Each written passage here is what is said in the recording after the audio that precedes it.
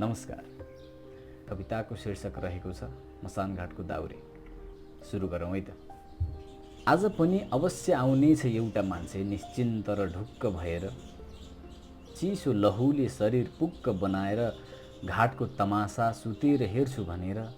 केही नबोल्ने मान्छे आज अलि बढी नै हिम्मतिलो बनेर, चारजनाको काँधमा बसेर आज आगोसँग खेल्छु भनेर। म ढुक्क छु यहाँ मेरो काम कहिल्यै खेर जाँदैन भनेर। उता ऊ उसको यात्रामा ढुक्क छ, यता मेरो मन फुरुक्क छ कामले फेल खाँदैन भनेर। यता मेरो सबै तयारीको बन्दोबस्त हुँदैछ, उता उसलाई वैकुण्ठ यात्राको मदहोसीले मस्त छुँदैछ। कसैको अन्तिम निद्रा मेरो व्यापारको बोहनी हुनेछ, उसका आफन्तीबाट मेरा दाउराको मूल्य शोधनी हुनेछ। धनीहरूले त फुलमालाले पनि सजाउलान् काठका सैयाहरू, गरिबहरूबाट त्यही दाउरा किन्नकै लागि ऋणको खोजनी हुनेछ। म त छक्क पर्छु यी पटमुर्खहरूलाई देखेर। घाटमा श्रद्धाञ्जली दिनेहरू महान हुन्, होइनन् फोटो खिच्नेहरू। मरेपछि रोए जस्तो गर्छन् जिउँदो हुँदा घाँटी थिच्नेहरू। घाटमा लासको मान सम्मानका बडो कुरा गर्दा रहेछ, जिउँदो हुँदा मर्यादाका सीमा सबै मिच्नेहरू। ए भाइ, यता आऊ न। को हौ तिमी? के पर्छौ यो लासको? कि जिउँदो हुँदा यो मान्छे आज जस्तै खास थियो? खै हजुर, मैले खासै त चिन्दिनँ, तर छिमेकी हुनुहुन्थ्यो। कहिलेकाहीँ कहीँ चोकतिर के छ नाति भन्दै काँधमा छुनुहुन्थ्यो। तिम्रो अनुमति बिना पनि समय चलिरहन्छ, तिमीले नचाहँदै पनि तिम्रो उमेर बढिरहन्छ।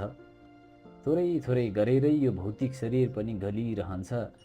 अनि एक दिन यस्तो आउँछ, त्यो दिन एकैचोटि कसैलाई पनि आउँदैन, तर एकचोटि भने सबैलाई आउँछ। जति बेला त्यो दिन आउँछ अनि भाग्य भुइँमा पत्रक्क खस्छ, गलेको शरीर भुइँमा लत्रक्क पर्छ, महसुस हुनुपर्ने सबै जानकारी अलपत्र पर्छन्, आत्मा र चेतनाको दूरी झन्झन बढ्दै गर्छ।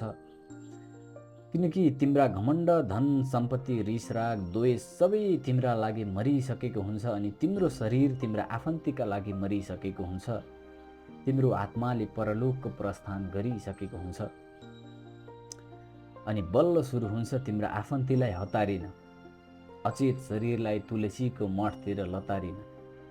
तिम्रा सबै घमण्ड, क्रोध, रिसराग जलाउने तयारीमा जम्मा 1.5 मिटरको कात्रोमा केही चोयासँग बटारिन। आफ्नो मान्छे एकैछिनलाई रोएको हुन्छ, अचेत शरीरले सुकेको दाउरा छोएको हुन्छ।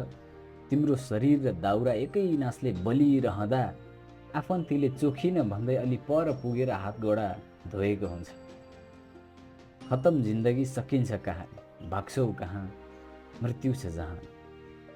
यही हो सत्य, मान या नमान, झुट जस्तो कमजोर हुँदैन यो। तिमीले मान्नु र नमान्नुले केही फरकै पर्दैन। यही हो सत्य, मान या नमान, झुट जस्तो कमजोर हुँदैन यो। तिमीले मान्नु र नमान्नुले केही फरकै पर्दैन। धन्यवाद।